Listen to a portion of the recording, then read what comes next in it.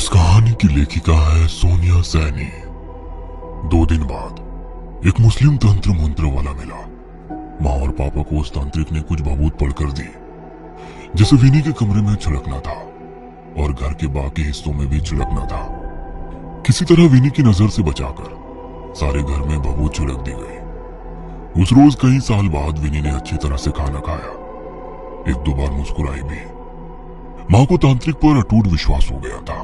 अगले कुछ दिन हमारे लिए बेहद सुहाने रहे। विनी हमारे बीच कुछ देर के लिए आकर बैठती और 1-2 बार मुस्कुराती भी।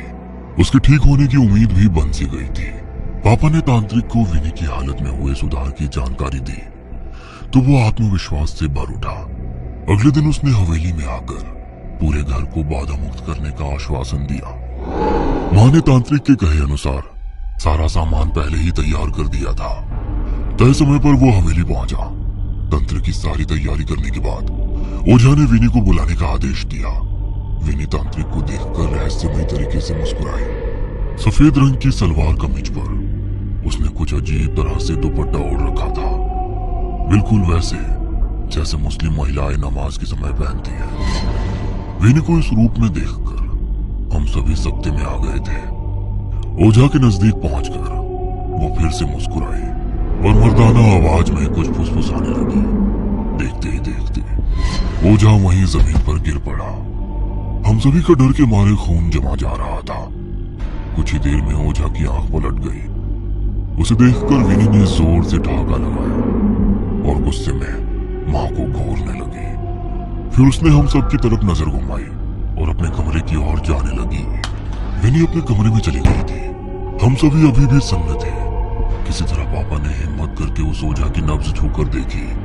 पापा के माथे पर पसीने की बूंद छलक आई। मुझे आवाज लगाकर पापा ने जल्दी से गाड़ी निकालने का आदेश दिया। ओझा की टूटती छूटती सी सांसें अभी भी चल रही थी और पापा उसे मरने नहीं देना चाहते थे। अनर्थ की आशंका से पापा के हाथ पांव कांप रहे थे। हम उसे किसी तरह अस्पताल में भर्ती कराकर रात तक घर लौट आए। घर में अजीब किस्म का सन्नाटा पसरा हुआ था। मम्मी, सचिन और सोनी एक ही कमरे में सहमे बैठे थे। घर में सबकी मनःस्थिति को समझते हुए पापा ने बाहर से ही खाना ले लिया था। खाना खाने के बाद कोई भी अपने कमरे में जाने को तैयार नहीं था। किसी तरह सोनी को माँ पापा के पास सुलाकर मैं और सचिन अपने कमरे में लौट आए। समझ नहीं आ रहा था कि इस हवेली को मनहूस कहूं या लकी। इस हवेली में आने के बाद पापा ने बहुत तरक्की की है। भला कोई भूतिया घर भी किसी के लिए शुभ हो सकता है। कहीं विनी को कोई मानसिक परेशानी तो नहीं हो गई जो वो ऐसी हरकतें कर रही है। लेकिन ओझा का उसी समय गिरना, डॉक्टर का कहना कि ओझा को हार्ट अटैक आया था, वो तो किसी को भी हो सकता है। मैं अपनी आंखों से देखे हुए सच को विज्ञान की कसौटी पर रखकर झुटलाने का प्रयास में लगा था। रात के 12 बजे तक सचिन सो गया था, लेकिन मेरी आंखों में नींद नहीं थी। माँ, पापा और सोनी का हाल जानने के लिए मैं उनके कमरे की ओर जाने के लिए निकला तो देखा विनी पापा मम्मी के कमरे के बाहर खड़े सिसक रही है। उसकी पीठ मेरी ओर थी, लेकिन ध्यान से सुनने पर उसकी कुछ आवाजें टूटे हुए लहजों में मुझ तक पहुंच रही थी। मैं कमरे की ऊंट में छिपकर सुनने की कोशिश करने लगा। हमारे वालिद और अम्मी को मुआफ कर दो, वो बस हमारी खैरियत चाहते हैं। अल्लाह के लिए उनकी जान बख्श दो, या अल्लाह मदद कर। विनी की आवाज मुझ तक पहुंची। विनी की भाषा सुनकर मेरे पूरे शरीर में अजीब सी झुरझुरी दौड़ गई। मेरे हिंदू परिवार में पली बड़ी बहन कब और कैसे इतनी शफाक उर्दू बोलने लगी, दिमाग काम नहीं कर रहा था। अचानक ही प्यास से मेरा गला सूखने लगा। वो किससे याचना कर रही थी? क्या रहस्य है इस उर्दू का? मैं समझ ही नहीं पा रहा था। अगले कुछ दिन विनी ने अपने कमरे में ही बिताए। तीसरे दिन खाने की टेबल पर बैठते हुए उसने माँ से खीर खाने की फरमाइश की। माँ ने खुशी खुशी उसके लिए खीर बना दी। फिर धीरे धीरे उसकी खाने को लेकर मांग बढ़ती ही गई। कभी वो चाट मांगती तो कभी भटूरे। बस अपना खाना सीधा कमरे में उठाकर ले जाती। उसका पहनावा, रहन सहन सब मुस्लिम महिलाओं की तरह हो गया था। एक रोज माँ को बूढ़ी माँ की याद आई। वो अम्मा भी तो मुस्लिम ही थी ना, कहीं उन्होंने ही तो कोई टोना टोटका नहीं करा दिया मेरी बच्ची पर। माँ अब अम्मा को ही कसूरवार ठहरा रही थी, लेकिन किया क्या जाए। ऐसा आसानी से तो वो मानेगी नहीं कि उन्होंने टोटका किया है। किसी तांत्रिक की ही मदद लेनी पड़ेगी। माँ ने शाम को पापा को अपने दिल की बात बताई। मैं अभी हॉस्पिटल से उस ओझा को देख कर आ रहा हूँ। उसके आधे शरीर में लकवा हो गया है, जुबान टेढ़ी हो चुकी है, कुछ भी बोलने या चलने फिरने की हालत में नहीं है। मुझे देखकर वो अजीबोगरीब घे जैसी आवाजें निकालने लगा। मुझे नहीं लगता अब कोई भी तांत्रिक इस हवेली में आना चाहेगा। फिर भी मम्मी के कहने पर अपनी बच्चे की सलामती के लिए पापा कई तांत्रिकों के पास भटके, किंतु कोई भी मदद को तैयार नहीं हुआ। 2 महीने बीत गए थे। हम सभी निराश हो चुके थे। पापा ने बहुत कोशिश की उनका ट्रांसफर हो जाए, लेकिन कोई काम नहीं बन पा रहा था। ऐसा लगता था मानो हम बंद गए हैं इस हवेली में। इधर विनी की हरकतें कुछ ज्यादा ही अजीब हो गई थी। उसकी तबीयत खराब सी रहने लगी थी। 1-2 बार वो चक्कर खाकर गिर पड़ी थी। जब एक दिन उसने खाने को देखकर उल्टी की तो माँ घबराने लगी। कोई उपाय ना सोचता देखकर माँ ने बूढ़ी अम्मा के पास जाने का निर्णय लिया। किसी तरह पूछते पूछते माँ अम्मा के घर पहुंची। छप्पर का एक कमरे का मकान था। घर के सामान के नाम पर कुछ बर्तन और एक चारपाई रखी थी। माँ को देख वो थोड़ा परेशान सी हो उठी। मालकिन, कैसे आना हुआ? मुझे बुलवाया होता। अम्मा, मेरी किसी बात का बुरा लगा हो तो मैं माफी मांगती हूँ। कैसी बातें करती हैं मैडम जी? कुछ बात हुई है क्या? अम्मा, आपने कहा था कि बच्चों को दूसरे भाग में मत जाने देना, लेकिन एक दिन मेरी बच्ची गलती से वहां चली गई थी। तब से माँ ने पूरी कहानी उन्हें कह सुनाई। माँ की बात सुनकर उनके माथे पर चिंता की लकीरें उभर गई। ये कैसे हो सकता है? उन्होंने घड़े से निकालकर एक गिलास पानी पिया। आप पहले क्यों नहीं आई? अब बहुत देर हो गई है। क्या मतलब है आपका? खुद को संभालिए मैडम जी। मैं जो बोलने वाली हूँ आप शायद बर्दाश्त नहीं कर पाएंगी। आपकी बच्ची पेट से है। क्या बकवास कर रही हैं आप? मैं सच कह रही हूँ। इतिहास खुद को दोहरा रहा है। ये सब पहली बार नहीं हो रहा है। लेकिन कैसे? कौन? मतलब हो क्या रहा है ये सब? मैं आपको पूरी बात बताती हूँ, आप थोड़ा धैर्य रखिए। मैं अपने अम्मी अब्बू की इकलौती संतान नहीं हूँ। मेरी एक बड़ी आपा भी थी जिनका नाम रेशम था। मुझसे अब 15 बरस बड़ी थी। तकरीबन 90 बरस पहले की बात है। अब्बू डाक विभाग में चतुर्थ वर्गीय कर्मचारी थे। देश पर अंग्रेजों का राज था।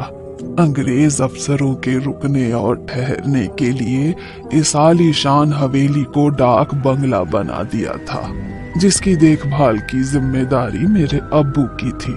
अब्बू पूरी ईमानदारी से अपना काम करते थे।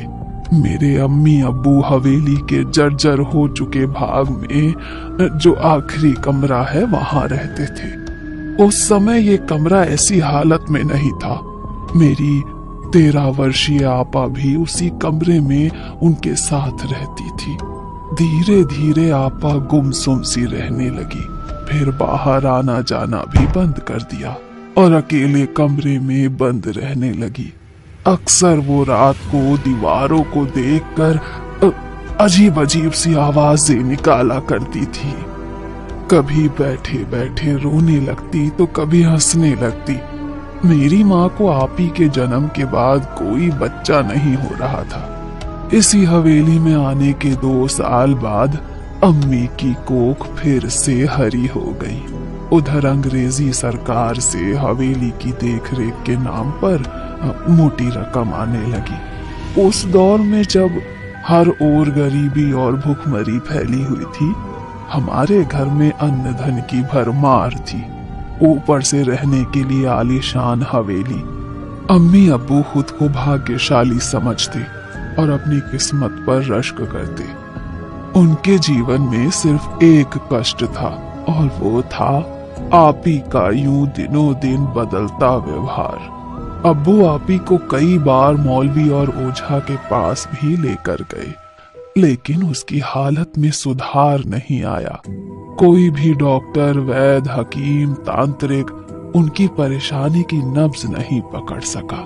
इधर अम्मी अपनी गोद हरी होने की खुशी में फूली नहीं समा रही थी और उधर एक खौफनाक खबर से उनका सामना हुआ। आपी पेट से थी। उस दिन अम्मी को देखने आई दाई ने आपी को देखकर अम्मी के कान में ये बात बताई तो उनको अपने कानों पर विश्वास नहीं हुआ। सारा दिन कमरे में बंद रहने वाली आपी कैसे पेट से हो गई। लोक लाज का भय अम्मी को भीतर तक हिला गया। किसी तरह हिम्मत करके अब्बू को सारी बात बताई तो मानो घर में तूफान आ गया। ये बात कल्पना और विज्ञान से बिल्कुल परे थी। कोई कन्या इस तरह भला कैसे? आपी को बहुत प्यार से पूछा लेकिन उसने कोई जवाब नहीं दिया। अब्बू के गुस्से और मार के सामने भी आपी की जुबान नहीं खुली। कोई और उपाय ना सूझा तो आखिर में गांव के एक बुजुर्ग को अब्बू ने सारी बात बताई। उन चचा ने अब्बू को एक तांत्रिक का पता दिया। अब्बू रेशम आपा का पहना हुआ एक कपड़ा लेकर उस तांत्रिक के पास जा पहुंचे। तांत्रिक ने अब्बू से आपी का कपड़ा लेकर सूंघा और कुछ मंत्र साधना करने लगा। कुछ देर बाद तांत्रिक ने अब्बू को कहा, तुम्हारी बेटी का बचना बहुत मुश्किल है, लेकिन मेरी बेटी को हुआ क्या है और ये सब क्यों हो रहा है? तुम्हारी बेटी पर किसी भूत प्रेत या आत्मा का साया नहीं है। अगर ऐसा होता तो मैं शायद तुम्हारी बेटी को बचा भी लेता। मतलब तुम्हारी बेटी के जिस्म को एक जिन ने अपने काबू में कर रखा। जिन्न बहुत शक्तिशाली होते हैं, उन्हें रोकने की ताकत इंसान के पास नहीं है।